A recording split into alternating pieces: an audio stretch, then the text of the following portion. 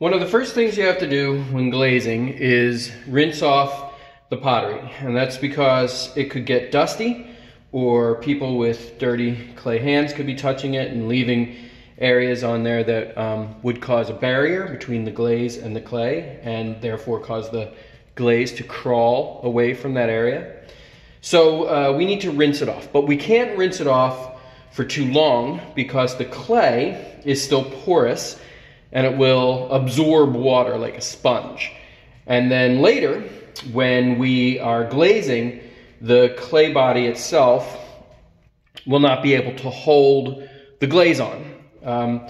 So, I mean, you can wash it thoroughly and completely saturate the clay, but then that means you can't glaze right away. You'll have to wait at least 24 hours for the water to evaporate.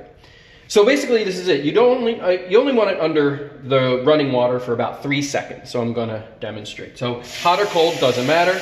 But honestly, that's it.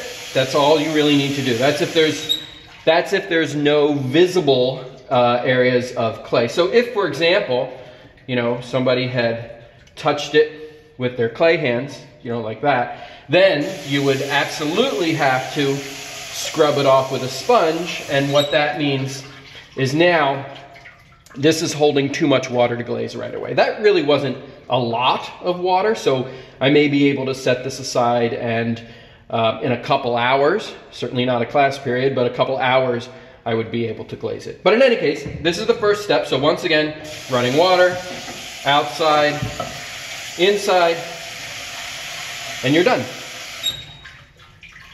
And now you can glaze this.